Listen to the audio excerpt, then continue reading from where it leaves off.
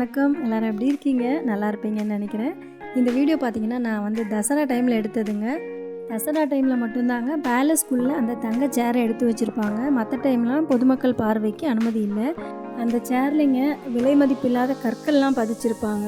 சரி, அதை நீங்கள் பார்க்காதவங்களாம் பார்க்கணும் அப்படிங்கிறதுக்காக தான் அன்றைக்கி நான் பேலஸ் போயிருந்தேன். இங்கே நிறைய மர சாமான்கள் வச்சுருப்பாங்கங்க. உங்களை பார்த்தாவே அவங்களுக்கு டூரிஸ்ட்டுன்னு தெரிஞ்சிடும். நல்ல பேரம் பேசி வாங்குறவங்களா இருந்தால் நல்ல பொருள் வாங்கலாங்க.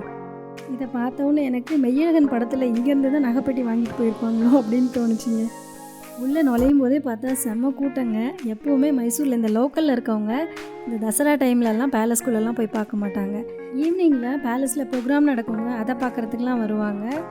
நாங்கள் உள்ளே போய் பார்த்தா டிக்கெட் வாங்குறதுக்கு ஒரு பெரிய க்யூ நிற்கிதுங்க.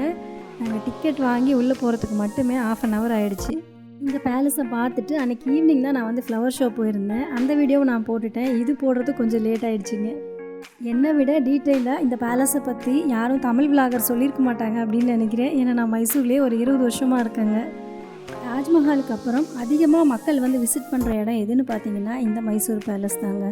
நீங்கள் மைசூர் வந்தீங்கன்னா கண்டிப்பாக மிஸ் பண்ணாமல் இந்த சேரட் வண்டியில் போங்க. இந்த மைசூர் நகர வீதியில் நீங்கள் அந்த வண்டியில் போகும்பொழுது ராஜாக்கள் வாழ்ந்துட்டுருக்கிற ஊருக்கு நம்மளும் வந்திருக்கோயா அப்படிங்கிற அந்த ஒரு ஃபீலிங் வருங்க. இதை சொல்கிறேன்னு நம்ம ஊருக்காரங்களாம் கோபப்படாதீங்க. ராஜராஜ சோழன் மாதிரி பெரிய பெரிய மன்னர்கள் வாழ்ந்த மண் நம்முடையது.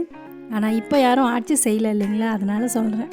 இதை வந்து மைசூர் பேலஸ் அப்படின்னு சொல்கிறது எல்லாருக்குமே தெரியுங்க. ஆனால் கர்நாடகாவில் இருக்கவங்க இதை அம்பா விலாஸ் அப்படின்னு சொல்லுவாங்க.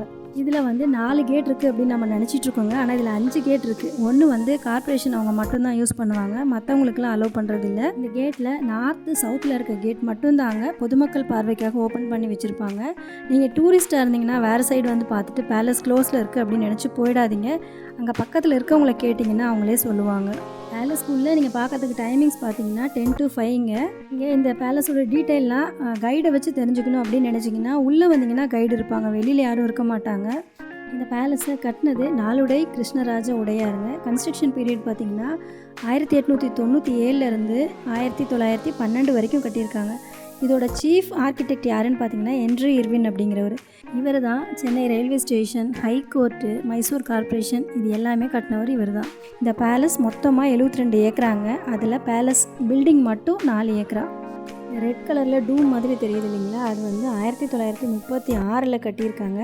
அதுக்கும் மேலே ஒரு ஃப்ளாக் இருக்குங்க, அது வந்து கோல்டு 2.7 kg கோல்டு. அது அந்த ஃப்ளாகை சுற்றியும் பஞ்ச கலசங்கள் வச்சுருக்காங்க. இந்த பேலஸோட எல்லா ஜன்னலும் ராஜஸ்தானி ஸ்டைலில் இருக்குது.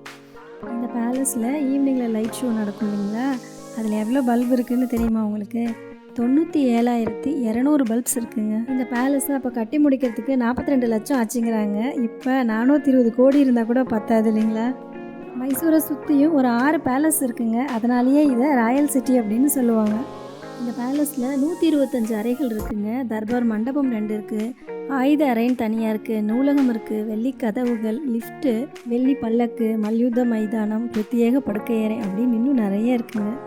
இதெல்லாம் பார்த்திங்கன்னா இட்டாலியன் மார்பலாம் மகாராஜாவுக்கு அப்போது பிரிட்டிஷ்காரங்க அன்பளிப்பாக கொடுத்தது. அந்த ஒயிட் கலரில் இருக்குது இல்லைங்களா, அது எல்லாமே ராஜஸ்தான் மார்பலில் செஞ்சது. இங்கே தெரியுது இல்லைங்களா, இது வந்து வீணா கணேஷா அப்படிங்கிறாங்க. இது வந்து ஜோத்பூர்லேயும் மைசூரில் மட்டும்தாங்க இருக்குது, வேறு எங்கேயுமே இல்லையா. இது வந்து சாமுண்டி அம்மா.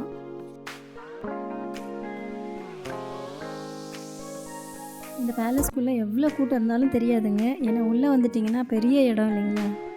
இங்கே தெரியுது இல்லைங்களா யானை, இதில் 2 யானை இருக்குங்க. இது வந்து ஒரிஜினல் யானையுடைய முகமாக 1955 பந்திப்பூர் ஃபாரஸ்ட்டுக்கு பக்கத்தில் அங்கே இருக்கிற மக்களை ரொம்ப இது தொந்தரவு பண்ணிகிட்டே இருந்ததுதான். ராஜா இந்த 2 யானையும் கொல்ல சொல்லி உத்தரவிட்டாராம். இந்த யானையோட ஸ்கின்னு வந்து ஒரிஜினல் அப்படிங்கிறாங்க. தந்தமும் கண்ணும் வந்து ஆர்டிஃபிஷியலாம். இதுக்கு வந்து வருஷம் ஒரு தடவை கெமிக்கல் டச்சப் பண்ணுவாங்கங்க. இந்த இடம் வந்து மல்யுத்த மைதானமாங்க. அப்போல்லாம் மல்யுத்த பயிற்சி இங்கே தான் பண்ணுவாங்க. அப்போது இது ஃபுல்லாக மண்ணால் நிரம்பி இருந்ததுதான். இப்போது இது வந்து ஃபுல்லாக சிமெண்ட் போட்டு பூசிட்டாங்க. அதே மாதிரி இளவரசர்களுக்கு இது ஒரு பொழுதுபோக்கான இடமாகவும் இருந்தது அப்படிங்கிறாங்க. இந்த பேலஸில் வரைஞ்சிருக்கிற அத்தனை டிராயிங்குமே எதுவுமே இமேஜின் பண்ணது கிடையாதாங்க. அந்த காலத்துலேருந்தே தசரா பேரேட் எப்படி நடக்கும் அப்படிங்கிறது இந்த பேலஸ் ஃபுல்லாகவே டிராயிங்காக வரைஞ்சி வச்சுருக்காங்க. இந்த மைசூர் பேலஸோட இன்னொரு ஸ்பெஷல் என்னென்னு பார்த்தீங்கன்னா, இதில் இருக்கிற எல்லா டிராயிங்குமே 2D 3D டிராயிங். இந்த டிராயிங் எல்லாமே எவ்வளோ வருஷம் வரைஞ்சிருப்பாங்க அப்படின்னு உங்களால் கெஸ் பண்ண முடியுமா? 13 வருஷம் பெயிண்ட் பண்ணியிருக்காங்க 6 பேர் சேர்ந்து. அப்பா செம்ம இல்லை அப்படின்னு தோணுது இல்லைங்களா. அந்த 6 பேர் யாருன்னா கேசவையா, நாகராஜுலு, சுப்பிரமணிய ராஜு, ஒய் நாகராஜு, எஸ்ஆர் ஐயங்கார், சுவாமி அப்படிங்கிற 6 பேர் சேர்ந்து பெயிண்ட் பண்ணதாங்க இந்த பேலஸ். அந்த காலத்தில் நடந்த தசரா பரேடப்போ ராஜாவே யானையில் உட்காந்து போவாராங்க. அதனால் அது சம்மந்தமான டிராயிங்கும் நிறைய இருக்குது. இப்போது ப்ரோக்ராமை ஸ்டார்ட் பண்ணி வைக்கிறது மட்டும்தாங்க ராஜா. அம்பாரியை ஓட்டிகிட்டு போகிறது வந்து பாகன் மட்டும்தான். அவருடைய அருமைலாம் இந்தியன்ஸ்க்கு தெரியறது இல்லைங்க. ஃபாரினர்ஸ் பார்த்திங்கன்னா நின்று ஒவ்வொன்றையும் அவ்வளோ உன்னிப்பாக கவனிக்கிறாங்க. இந்த இடம் பார்த்திங்கன்னா பேலஸோட ஒரு பெரிய ஹைலைட்டுன்னே சொல்லலாங்க. வீடியோக்கு அந்தளவுக்கு தெரியல, ஆனால் நேரில் பார்த்திங்கன்னா சூப்பராக இருக்கும். ராஜா வீட்டில் நடக்கிற அத்தனை சுப நிகழ்ச்சிகளுமே இந்த இடத்துல வச்சு தான் நடத்துவாங்க. திருமணத்துலேருந்து எல்லாமேங்க. இந்த பேலஸ்க்கு நான் நிறைய தடவை வந்திருக்கேங்க. ஒவ்வொரு தடவையும் பார்க்கும் பொழுதும் எப்படிலாம் வாழ்ந்திருக்கான் என் மனுஷன் அப்படின்னு தோணும் எனக்கு. இந்த டோரெல்லாம் ரோஸ் வுட்டால் செஞ்சதுங்கிறாங்க. இந்த இடத்துல பார்த்திங்கன்னா ராஜா வம்சத்தை சேர்ந்த அப்போது இருந்து இப்போ வரைக்கும் இருக்கிற எல்லாருடைய டிராயிங்கும் இருக்குங்க. இதில் வந்து ரவிவர்மா பெயிண்டிங்கும் இருக்குது. இந்த பேலஸுக்கும் தலக்காடுக்கும் இந்த மன்னருக்கு வாரிசு இல்லாததுக்கும் நிறைய கதைகள் இருக்குங்க. பட் அதெல்லாம் உண்மையாக இல்லையான்னு தெரியாமல் நம்ம சொல்லக்கூடாது இல்லைங்களா. ஒரு சில பெரிய பெரிய யூடியூபர்ஸ்லாம் சொல்கிறத பார்த்தா இதெல்லாம் எப்படா நடந்தது அப்படிங்கிற மாதிரி இருக்குது. வியூஸ் போகணும் அப்படிங்கிறதுக்காக என்ன வேணாலும் சொல்கிறாங்க. அந்த மாதிரி சொல்கிறவங்களுக்கு தான் லேக்ஸ் கணக்கில் வியூஸ் போகுது. மக்கள் நம்புற வரைக்கும் இப்படி தான் கதை சொல்லிகிட்டு இருப்பாங்க. இங்கே வச்சுருக்கிற பெட்டி எல்லாமே ராஜாவுக்கு கிஃப்டாக வந்ததாங்க. இதுக்குள்ளே இன்விடேஷன் வச்சு கொடுப்பாங்களாமா. இது எல்லாமே ராஜா வந்து ஒரு டைம் யூஸ் பண்ணது தான் இங்கே எல்லாம் வச்சுருக்காங்க. இங்கே பார்த்திங்கன்னா 2 பைசன் குட்டி குட்டியாக வச்சுருப்பாங்கங்க. பக்கத்துலேருந்து பார்த்தா உண்மையான பைசன் மாதிரி அப்படியே இருக்குது. இந்த இடம் பேலஸில் ஒரு சூப்பரான இடங்க. ஒரு மாதிரி மயில் கழுத்து கலர்பாங்களா அந்த கலரில் பெயிண்ட் பண்ணியிருப்பாங்க. செம்ம அழகுங்க இந்த இடம். இதுக்கு ஒரு சின்ன குறிப்பு இருக்குது. ராஜா வந்து இந்த பேலஸை கட்டும் பொழுது ராகவலு நாயுடு அப்படிங்கிறவரை கூப்பிட்டு இதுக்கு டிசைன் பண்ணுங்க அப்படின்னு சொன்னாங்க. 2 பேரும் கொஞ்சம் நேரம் பேச்சுவார்த்தையெல்லாம் நடத்திட்டு அவருக்கு அதுக்கப்புறம் ராஜபோக விருந்து ஏற்பாடு பண்ணியிருந்தாங்க. அவர் சாப்பிட்டுட்டு இருக்கும்பொழுது ராஜா கேட்டாரா, நான் சொன்னதை வச்சு உங்களால் ஏதாவது டிசைன் பண்ண முடியுமா, இல்லை நீங்கள் அந்த மாதிரி கொண்டு வந்திருக்கீங்களா அப்படின்னு கேட்கும்பொழுது அவர் எதுவுமே கொண்டு வரலையாம். அவர் சாப்பிட்டுட்டு இருந்த தட்டில் ஃபுல்லாக தயிரை ஊற்றி அதில் இந்த தூணை அப்படியே வரைஞ்சி காமிச்சாராம். அதை பார்த்த ராஜா அந்த தட்டில் கை வச்சு ஒரு சில ஆல்ட்ரேஷன்லாம் வரைஞ்சி காமிச்சாராம். அதை பார்த்த உடனே சுற்றி இருக்க எல்லாருக்கும் கோபம் வந்து அவர்கிட்ட சண்டைக்கு போயிட்டாங்களா, நீ சாப்பிட்ட எச்சில் தட்டில் ராஜாவை கையை வைக்க வச்சிட்டியே அப்படின்னு. அப்புறமா ராஜா சமாதானப்படுத்தினாராம். எவ்வளோ ஒரு கலைநயத்தோட ராஜா இருந்திருந்தா அடுத்தவங்களுடைய எச்சில் தட்டில் கை வச்சுருப்பாருன்னு பாருங்களேன். இதோட மேலே எல்லாமே பார்த்திங்கன்னா இந்த ஆஸ்பெஸ்டர் ஷீட் இருக்கும் இல்லைங்களா, அதில் பண்ணியிருக்காங்க டிராயிங்கு. இதில் வந்து தசாவதாரத்தோட எல்லா கதையும் இருக்குங்க. மச்ச, கூர்ம, வாமன, வரத, பரசுராம, ஸ்ரீராம, கிருஷ்ண, கடைசியாக கல்கி எல்லாமே இருக்குங்க. இந்த பேலஸில் மேலோட்டமாக பார்த்தோம்னா எதுவுமே இல்லாத மாதிரி இருக்குங்க. இன்டெப்த்தாக பார்த்தோம்னா ஒன்றுக்கும் அர்த்தம் இருக்குது. வரவங்க இதோட பில்லர் மட்டும்தாங்க பார்ப்பாங்க. இதை எப்படி தூக்கி நிறுத்தியிருக்காங்க அப்படின்னு பார்த்தீங்கன்னா 125 கீ ஸ்டோன்ஸால் இதை வந்து பண்ணியிருக்காங்க. அந்த கல்லால் தான் இந்த மண்டபம் நிற்கிது. இங்கே ஒரு பெரிய மிரர் வச்சுருப்பாங்கங்க. எல்லோரும் போய் அங்கே நின்று செல்ஃபி எடுப்பாங்க. அது செல்ஃபி எடுக்கிறதுக்காக வைக்கல. அந்த மிரர்லேருந்து பார்த்தீங்கன்னா ஃபஸ்ட்லேருந்து லாஸ்ட் வரைக்கும் எல்லாமே தெரியும் இந்த தூணெல்லாம். அதுக்காக இந்த தர்பார் மண்டபம் பார்த்தீங்கன்னா 155 அடி அகலங்க, 44 ஃபீட். அது மட்டும் இல்லைங்க, இங்கே மேலே பெயிண்டிங்கில் 27 நட்சத்திரங்களையும் வரைஞ்சிருப்பாங்களாம். இது வந்து நைட்டில் பார்த்தீங்கன்னா அவ்வளோ ஒரு பிரைட்னஸோடு அழகாக இருக்கும் அப்படிங்கிறாங்க. ராஜா பேலஸில் நடக்கிற ப்ரோக்ராம் எல்லாம் இங்கேருந்து தாங்க பார்ப்பாரு. இந்த லிஃப்ட் வந்து மரத்தால் ஆன லிஃப்ட்டுங்க. 3 ஃப்ளோருக்கு மேலே போயிட்டு வருமா. இது வந்து இன்னுமே ஒர்க்கிங் கண்டிஷனில் தான் இருக்குது. இது அப்பப்போ சர்வீஸ் பண்ணிகிட்டே இருப்பாங்களாம். இது எல்லாமே ஒரிஜினல் யானை தந்தம் அப்படிங்கிறாங்க. இந்த சேர் எல்லாமே வெள்ளியில் இருக்குங்க.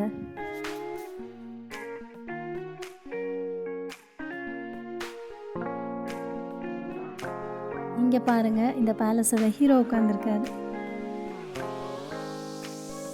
நாங்கள் தசரா பரேடுக்கு ஒரு 3-4 நாள் முன்னாடி போயிருந்தோங்க. அதனால் யானையெல்லாம் பேலஸில் ப்ராக்டிஸ் பண்ணிகிட்ருக்காங்க. ஒரு 2 மந்த்ஸ் முன்னாடியே துபாரே ஃபாரஸ்ட்லேருந்து இங்கே கொண்டு வந்து பேலஸில் யானையெல்லாம் வச்சு டெய்லியும் ப்ராக்டிஸ் பண்ணுவாங்க. அது வந்த அன்றைக்கி அது எவ்வளோ வெயிட்டில் இருக்குது, இப்போ எவ்வளோ வெயிட் கெயின் ஆகிருக்கு, அதுக்கு நல்ல ஹெல்த்தியான ஃபுட் கொடுக்கறது, வெட்டினரி டாக்டர் வந்து பார்க்குறது, டெய்லி அதை குளிக்க வைக்கிறது, இந்த மாதிரியெல்லாம் பண்ணுவாங்கங்க. அது இந்த இடத்துக்கு அடாப்ட் ஆன அப்புறமா அதை வெளியில் கூட்டிகிட்டு போக ஆரம்பிப்பாங்க. மைசூரில் கொஞ்சம் தூரம் அதை ரவுண்ட் அடிக்க வைப்பாங்க. அது ஏதாவது கலாட்டா பண்ணுதா அப்படின்லாம் பார்ப்பாங்க. அதுக்கு நல்லா செட் ஆன அப்புறம் இன்னும் கொஞ்சம் தூரம் அதை வந்து ஜாஸ்தி பண்ணுவாங்க. அங்கே வன்னி மண்டபில் வந்து இந்த துப்பாக்கி சூடு அது எல்லாமே இருக்கும். அந்த சவுண்டெல்லாம் இது பழகணும் அப்படிங்கிறதுக்காக பட்டாசு வெடிக்கிற சத்தம் இது எல்லாமே பேலஸ்க்கு முன்னாடி வச்சு கொஞ்சம் கொஞ்சமாக அதுக்கு ப்ராக்டிஸ் பண்ணுவாங்க. மற்ற எல்லா யானையை விட சாமுண்டி அம்மாவை தூக்கிட்டு போகிற அந்த யானைக்கு அதிக வெயிட் கொடுத்து ப்ராக்டிஸ் பண்ணுவாங்க. அது மேலே நிறைய மணல் மூட்டையை அடுக்கி அதை வச்சு நடக்க வைப்பாங்க. அதுக்கப்புறமா சாமுண்டி அம்மா எவ்வளோ வெயிட் இருக்கோ அதே அளவுக்கு தேரை வச்சு அது மேலே ப்ராக்டிஸ் பண்ணுவாங்க. தசரா ப்ரோக்ராமுக்கு முன்னாடியே பன்னிமடம் வரைக்கும் இந்த யானையை எல்லாம் ரெடி பண்ணி கூட்டிகிட்டு போய் ப்ராக்டிஸ் பண்ணுவாங்க. மேரிட் அன்னைக்கு என்னென்ன நடக்குமோ அது எல்லாமே முன்னாடி ரிஹர்சலில் நடக்குங்க. அதுக்கு வந்து என்ட்ரி ஃப்ரீ தான், நீங்கள் போய் பார்க்குறதுனா கூட பார்க்கலாம். இந்த ஒரு இடத்துல நின்று பேசுனீங்கன்னா அப்படியே எக்கோ ஆகுதுங்க. அந்த மாதிரி இந்த கட்டிடக்கலை பண்ணியிருக்காங்க.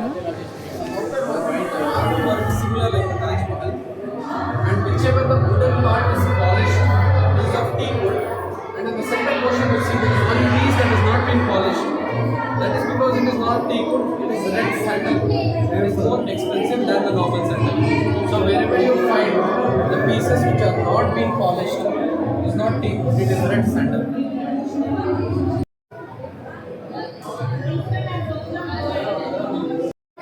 These are all inlaid ivory working, deep ivory. So they have been the laminated sheet for protection. These are all the real ivory working. So now we cannot use it because of the Wildlife Protection Act. So earlier it was all used. இந்த மண்டபம் வந்து அந்த தங்க சேர் வச்சுருப்பாங்க இல்லைங்களா, அந்த இடம். நீங்கள் வந்து ஒரு ஆளுக்கு 50 ரூபா அப்படின்னு சொல்லி டிக்கெட் போட்டிருந்தாங்க. சரி வாங்கிட்டோம்.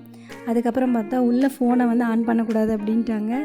எல்லா இடத்துலையும் செக்யூரிட்டி போட்டிருக்காங்கங்க. அது வந்து செக்யூரிட்டி பர்பஸ்க்காக இது எடுக்கக்கூடாது அப்படின்ட்டாங்க. இது ஒரு பெரிய தங்க சேர் அப்படின்னும் சொல்ல முடியாதுங்க. ஒரு பெரிய சிம்மாசனம் தங்கத்தில் இருந்தால் எப்படி இருக்கும் அப்படி இருக்குது. விலை மதிக்கவே முடியாத அளவுக்கு கற்கள் இருக்குது. அது இல்லாமல் டைமண்ட் நிறைய இடத்துல பதிச்சிருக்காங்கங்க. இந்த சேரில் இருக்கிற குடை வந்து தங்க குடை. இது வந்து 1609 மைசூர் பேலஸுக்கு இதை கொண்டு வந்திருக்காங்க. நவராத்திரியோட ஃபஸ்ட்டு நாள் ராஜா இந்த சேரில் உட்காந்துதாங்க. அந்த காலத்தில் மன்னன் எப்படி ஆட்சி பண்ணாரோ அந்த மாதிரி தர்பார் எல்லாம் பண்ணி அந்த ஃபார்மாலிட்டிஸ் எல்லாமே முடிச்சுட்டு அதுக்கப்புறம் தான் தசரா விழாவையே ஸ்டார்ட் பண்ணுவார்.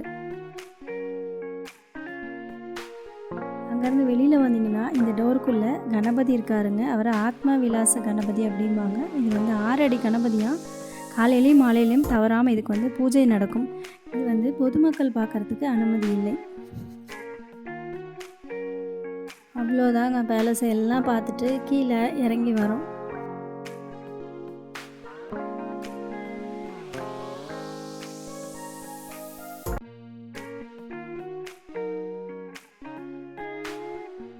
இங்கே வெளியில் வரும்பொழுது பார்த்திங்கன்னா இங்கே அந்த தசரா டைமில் யானைக்கெல்லாம் போடுவாங்க இல்லையா அணிகலன்கள் எல்லாமே, அது எல்லாமே வச்சுருக்காங்க. இதை படித்து பார்க்கும்போது தாங்க தெரியுது இதில் நிறைய கேரளா கவர்மெண்ட் வந்து இவங்களுக்கு கொடுத்துருக்காங்க.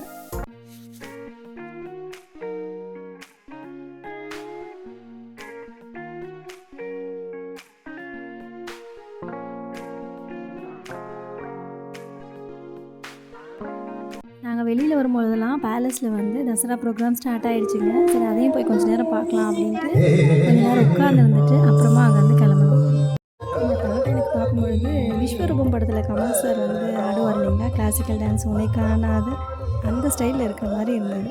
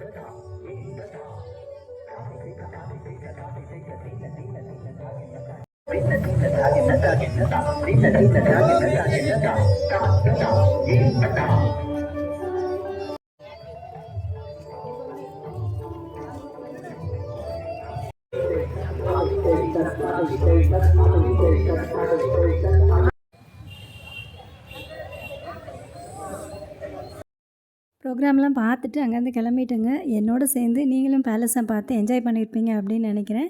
இந்த வீடியோ உங்களுக்கு பிடிச்சிருக்கும்னு நினைக்கிறேன். வீடியோ பிடிச்சிருந்தா வீடியோக்கு ஒரு லைக் கொடுங்க, கமெண்ட் பண்ணுங்கள். நம்ம சேனலை ஃபஸ்ட் டைம் பார்க்குறவங்க மறக்காமல் சப்ஸ்கிரைப் பண்ணுங்கள். தேங்க்யூ ஃபார் வாட்சிங். பாய்.